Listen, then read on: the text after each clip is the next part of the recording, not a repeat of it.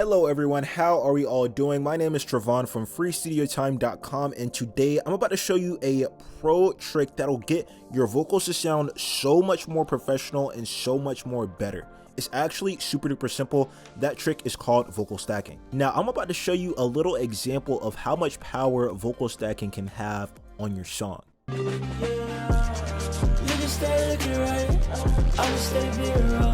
Cause we gon' know you wouldn't be here if we waiting for the dollar bill. But I know you wouldn't be here if we waiting for the dollar bill. Oh, I know I'm gonna be here, I'm just trying to catch a good fall. You just stay being tight, I'll just stay being rough. Cause we both know you wouldn't be here if we waiting for the dollar bill. And as long as I'ma be here, I'm chasing another dollar bill. And as long as I'ma be here, I'm chasing. So listening to that, it actually doesn't sound too bad. So if you were listening hard enough, you could actually hear where I was doing the vocal stacking at in this song, and it actually sounds pretty good. Now, in my personal opinion, after listening to songs off the radio and Spotify, I think vocal stacking is one of the major pro tricks in order to get great sounding songs. But only if done correctly. If you don't do your stacked vocals correctly, it's just going to destroy your song and it's not going to sound good at all. I used to struggle with this problem a lot in the past, wondering how people got really great sounding vocal stacks. But especially on like melodic type songs, if you're struggling to get a melodic song to sound good, I definitely suggest that you go ahead and throw some vocal stacks on there to get it to sound better. Now, I personally think that vocal stacking works best on more melodic type songs, mainly just because with the more vocal layers you add, the more presence, tone, the more emotion you're adding to your vocals. It's just a really great way to make your melodic vocals sound good. But let me get to breaking down everything for you so you understand everything just a little bit better. Now, if you don't know what vocal stacking is, it's essentially where we're recording layers on top of the original vocal take. So for instance, this right here is the original vocal take, and this is the layers that I wanted to throw on top of that vocal take to kind of fill it up. You can record your vocal takes in different octaves. I did 2 layers in the same pitch of the original, and then I did 2 1 octave lower, and that was pretty much it. And I did a few different types of things as far as pitch goes for vocal layering throughout the song, but let's just focus on that for right now, right? So yeah, the concept of doing vocal takes or vocal layering is super easy, but what makes it really hard is figuring out how to organize everything and actually how to mix everything. That's where everything kind of gets messed up, because I mean, you may listen to a song and just think, oh, all they did was just record an extra layer and they didn't really have to do anything else. They just mixed it like the rest of the song got mixed. But that couldn't be any further from the truth. It takes so much like tender love and care in order to get your stacked vocals to actually sound good. So I'm pretty much about to explain to you what I had to do in order to get these layered vocals to sound good, right? So how I like to set up my songs, I put each specific vocal take in their own specific channel, right? So the channel rack right here is kind of what makes the problem a problem, is because we only have 125 channels right here, right? But as far as like the amount of vocal takes that I recorded at least about 135 to 140, and I like to make sure that I have each individual vocal take inside of their own separate channel. So now the only thing I can do to compensate for that is to consolidate any of my similar sounding vocal layers. So for instance, right here, just like I was telling you before, this is my original vocal take. These are 2 vocal takes kind of like mirroring the original vocal take, and these 2 vocal takes down here are pitched down an octave lower than the original vocal take or whatever, right? So what I would do is I would place 1 and 2 right here inside of the same channel. The reason why I'm placing both of these right here and then inside of their own channel is because they're pretty much in the same pitch, and I can treat these both very similarly. So I might as well just throw them in the same channel anyways. Same thing down here. I can just throw both of these into one channel as well. Now your situation might not be as extreme as this. Only reason I had this problem in the first place is just because I recorded so many vocal takes, and most people don't record as many vocal takes as I did right here. Most people might just record maybe 1 or 2 every here and there, but in this case for my song, I did a few vocal layerings for each and every single line or each and every single bar throughout my entire song. There's not one line throughout my entire song that doesn't have a vocal take, so that's why it's so many different channels I have to take into account, right? But anyways, after you get to the point of figuring out how to consolidate all of your vocal takes, now what you want to do is route all of those vocal takes to their own separate channels, right? So in order to make mixing and mastering easy for you, it's better to always categorize your vocals in the song, right?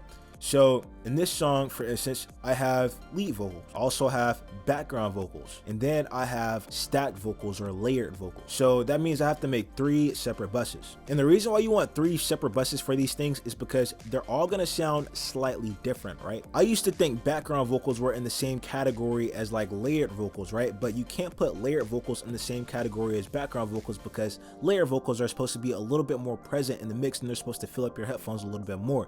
Background vocals aren't necessarily supposed to be doing that. They're supposed to be sitting like in the very back of the mix, right? So yeah, if you have stacked vocals, background vocals, and lead vocals, make sure they're all in their own separate bus. For instance, right here, this is my lead vocal bus.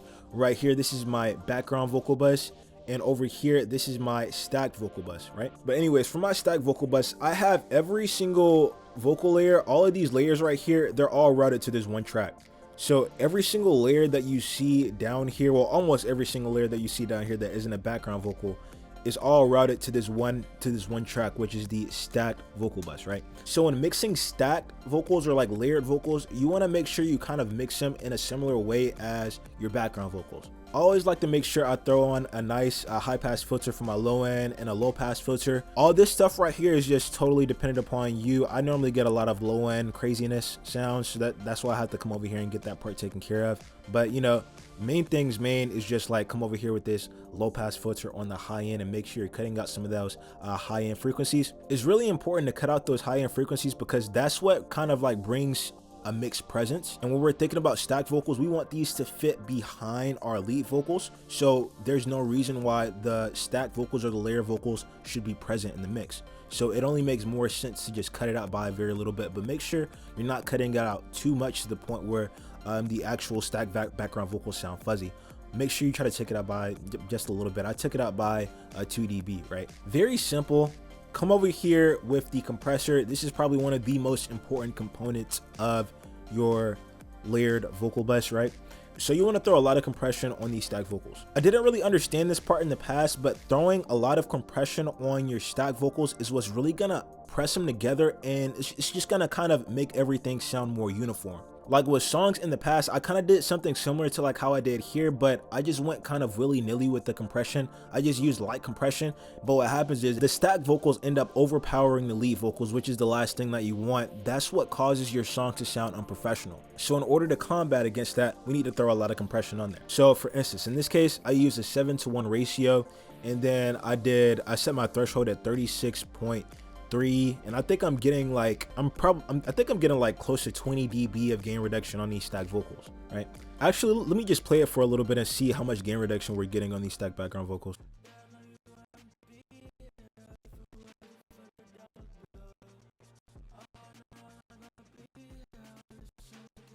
Yeah, so we're actually getting somewhere around 15 dB of gain reduction, but I have a pretty high ratio, so that kind of makes up for it, you know what I'm saying? But yeah, when messing with stacked background vocals, you need to have a pretty high ratio. That's what's really just gonna like flatten out those peaks and make everything sound uniform, is specifically the ratio, not even the threshold. So make sure you get that part under control. Then of course, after that, you have to throw on a de-esser, make sure you get the sibilance under control. I started compressing that frequency. I got it to sound best at the 5205 frequency. And then you really have to make sure that you throw in this de-esser because since we're using so much compression on these stacked vocals, it's gonna cause a lot more of those unwanted frequencies to seep in through the mix. You really don't want that if you're looking to make a nice, great sounding song. Then I throw on the auto-tune. This is mainly just because I threw auto-tune on my lead vocals, so I have to do the exact same with my stacked vocals. Little thing I did want to mention here is that I have my tube saturation turned up pretty high in the mix. I have this turned up to 35% in the mix, and on my lead vocal bus, I actually have my tube saturation turned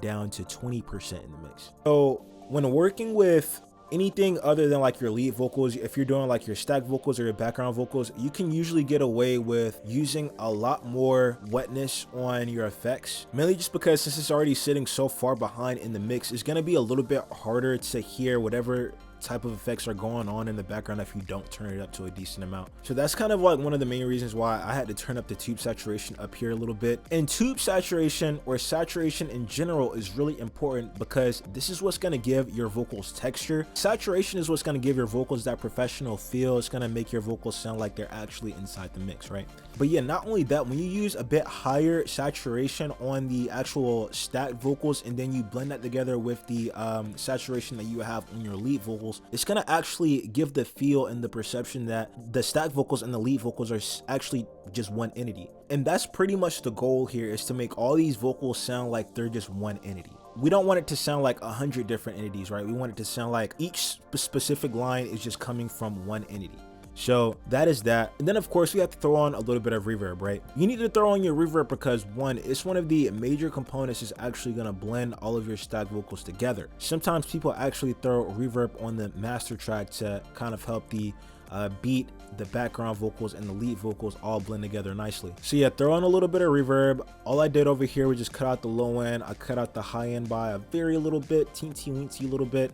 And then I just did my adjustments. I wanted a nice medium sized reverb right here. Then after I came on with the reverb, I had to add the doubler. Now I added the doubler because one, I want my stack vocals to fill up my headphones. I want my stack vocals to really fill everything up, and I want it to sound wide too.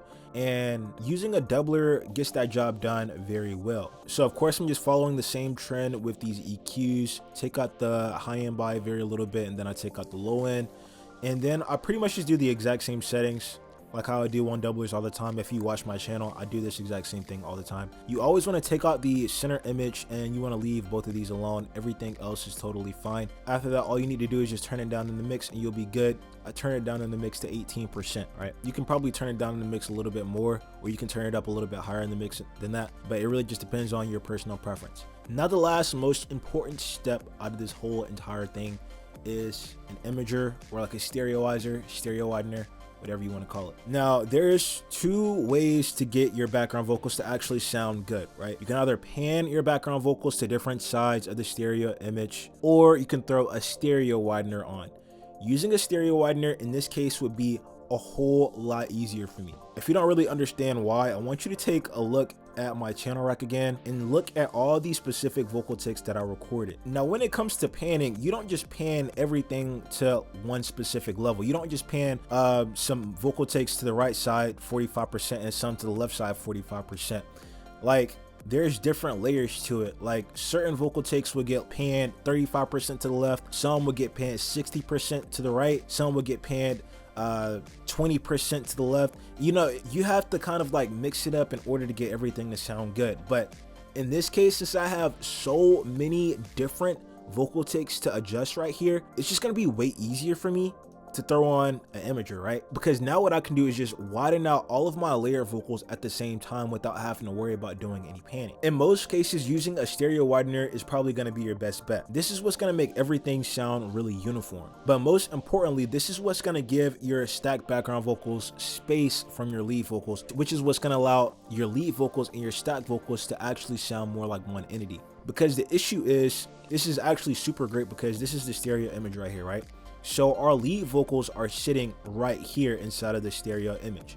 What the stereoizer is going to be doing is pushing our stack vocals to both the left and the right side of the stereo image. So instead of our stack vocals taking up all this space right here where our lead vocals are at, we're just going to be pushing these down here. And so now we're giving more space for our lead vocals to be present in the mix, which is just going to make everything sound a whole lot better. And if you don't really know what this is, by the way, Ozone Imager, it's a free plugin that you can get from Ozone. I think they may not still have it available. I'm pretty sure Isotope got shut down. I'm not quite sure. Just check. They might have it available for you to download somewhere. But yeah, this is a super useful plugin. It's free, super fire. All I did was just turn the stereoize up a little bit, and then I turned up the width. The width is what's really gonna control how wide you want whatever you're throwing the stereoizer on, or how far to the left and right hand side of the stereo image that whatever piece of vocal information that you put this on is going to get pushed to. So yeah, really nice. So now that I pretty much just explained to you how I did all of that stuff, let's just come back, listen to it one more time. I'm actually going to turn the beat off first so you can really hear exactly what was being done with these vocal takes. Yeah, you just stay looking right, I'ma stay being raw. Cause we both know you wouldn't be here if it wasn't for the dollar bill. Bet I know you wouldn't be here if it wasn't for the dollar bill. Oh no, I'm gonna be here, I'm just trying to catch a cup fall. You just stay being tight, I'ma stay being raw. Cause we both know you wouldn't be here if it wasn't for the dollar bill. And as long as I'ma be here, I'ma chase another dollar bill. And as long as I'ma be here, I'ma chase another dollar bill. Yeah, you just stay looking right, I'ma stay being wrong. Cause we both know you wouldn't be here if it wasn't for the dollar bill. But I know you wouldn't be here if it wasn't for the dollar bill. Oh no, I'm not be here, I'm just trying to catch a cup fall. You just stay being tight, I'ma stay being wrong. Cause we both know you wouldn't be here if it wasn't for the dollar bill.